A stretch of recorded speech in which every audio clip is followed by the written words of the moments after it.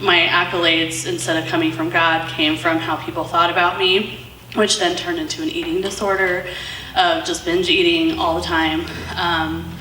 And when I had met my husband, I had just got out of a bad relationship. I had been raped by my previous relationship, and I didn't know who I was. I mean, I was broken completely. I had grown up in the church. I knew how to pray. I knew how to worship. I knew how to ask God for help, but I didn't really believe it because I was always performing for other people instead of asking God how he felt about me. So coming to SOS, I've learned that, one, I'm not my own. Two, I love all of you, but you don't matter compared to what God thinks about me.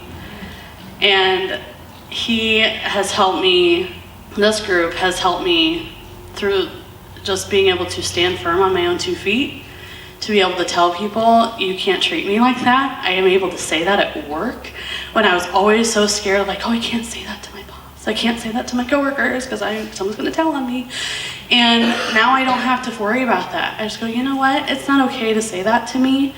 And we're just going to move on. It's fine right now, but it's not okay next time. It's not okay. And even to my husband, before when I met Brandon, I was very insecure and worried about what I would say to him. And even now, he said, yes, you are very gentle in how you approach things, but I am okay, even in public, to say, you can't treat me like that, so please stop acting like that.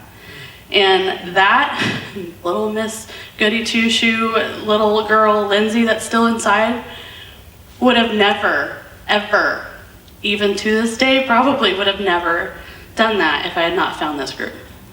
And I can tell my family the same. It's not okay to treat me like that. And I see God now more than ever as I see him as my father. I see him as my nurturer, as my husband. I see myself way more than I used to through his eyes than through my own. But coming here, I've learned how to confront the destructive behavior in our marriage, the pornography addiction. I learned healthy ways to talk about my husband, to have the security to set boundaries in a healthy, loving way. But one of the biggest things too is I had to learn how to show respect to my husband even when I didn't feel like he deserved it. Because one of the things that Debbie will talk about, and you'll learn here, is that respect is not a feeling, it's actually a choice. It's a choice to treat someone respectfully. And so that was really huge, walking through this whole addiction with my husband, was being able to show that respect, but asking God to give me his eyes to see my husband, not to view him through my pain and the hurt and the damage that was caused because of the way you feel when your husband's unfaithful.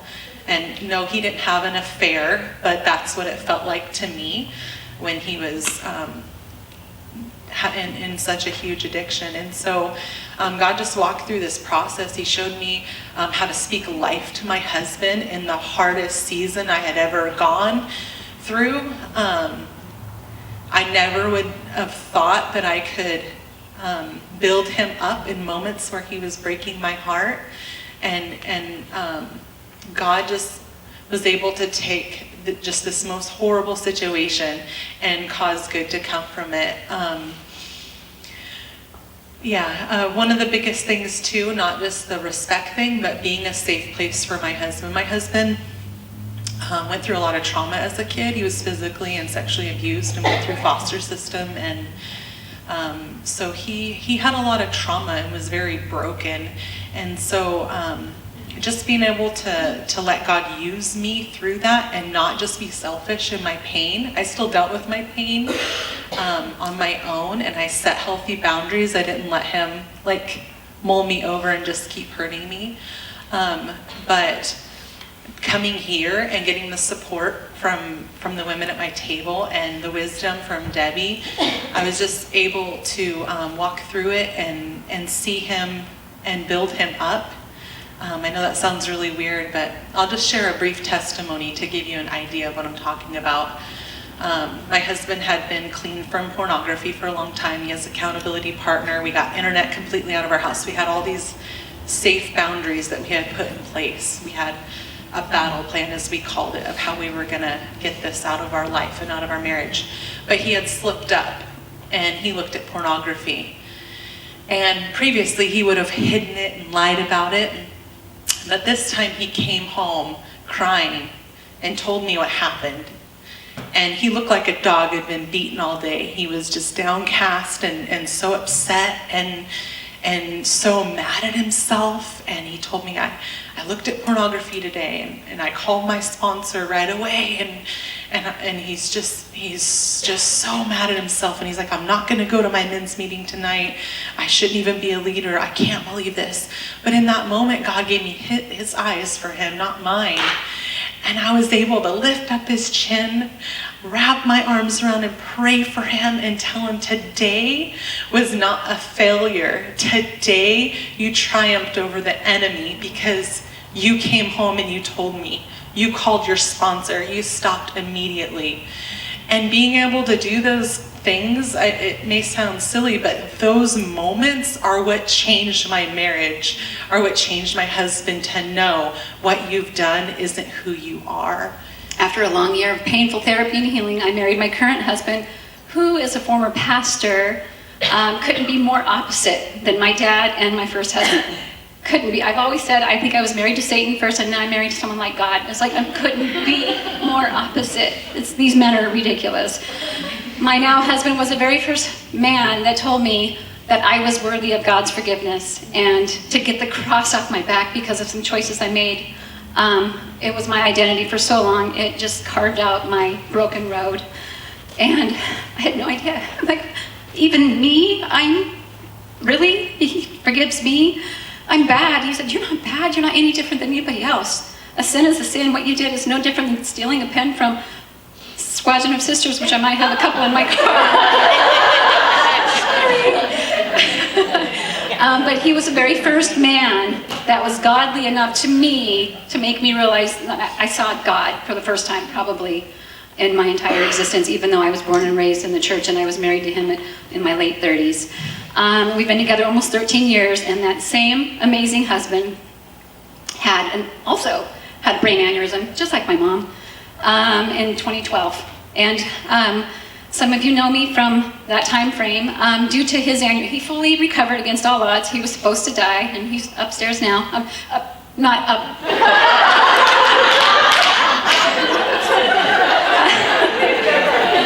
I thought we should clarify that. But anyways, and I should also mention, I'm embellishing a little bit, but I'm just kind of just aching to talk about this, but he was married for 29 years and his wife left him for somebody else in the church.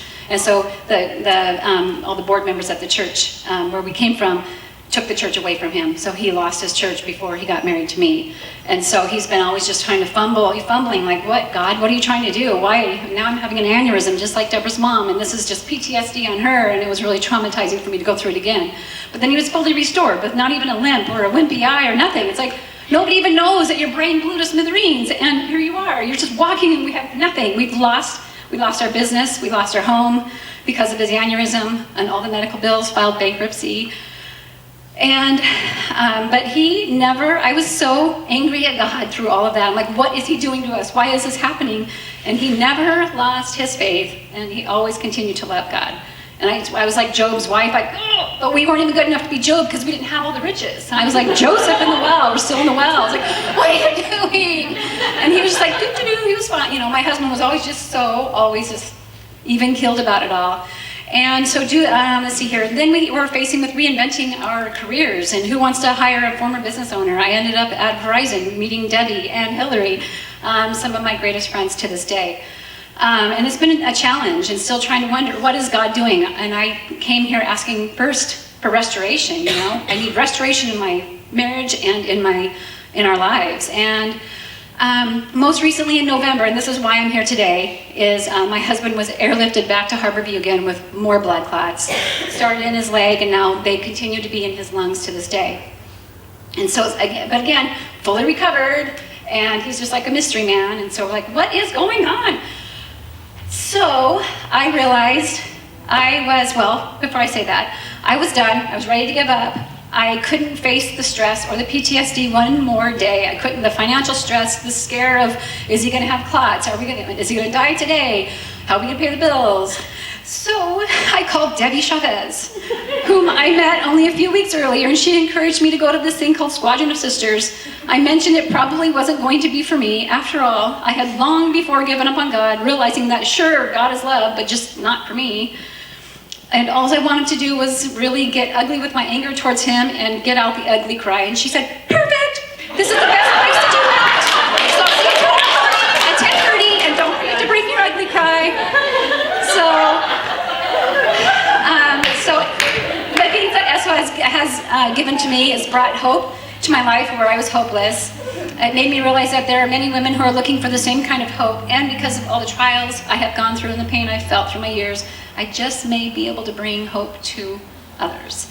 And being given the opportunity to lean on others, to begin the process of restoration, hope, trust, and personal prayer, and to actually begin the process of realizing that God just may really love me too. I'm a person of little faith. I'm the one in the Bible that's like, Jesus, give me more faith. And through seeing these prayers every single week here and in our Monday night meeting answered, my faith is just built up.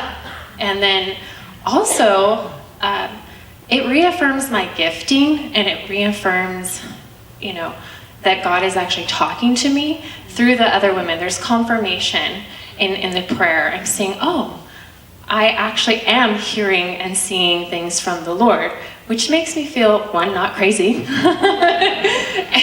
and two, not alone, right? This group makes me not feel alone.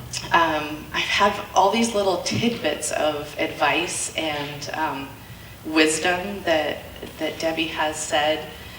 One of the things that she said at one of the sessions was, we were talking about codependent relationships, and at that point in time, my daughter was really struggling. And she said, if you are in a codependent relationship and you're doing things for somebody else in a codependent manner, you could be getting in the way of what God is trying to do in their life and do for them. And oh boy, that has not left me, and that's been since the beginning, I think, when you said that. And I can't even tell you how that little tidbit of godly wisdom has really changed my relationship with my daughter, and how her life has changed, and how my life has changed. So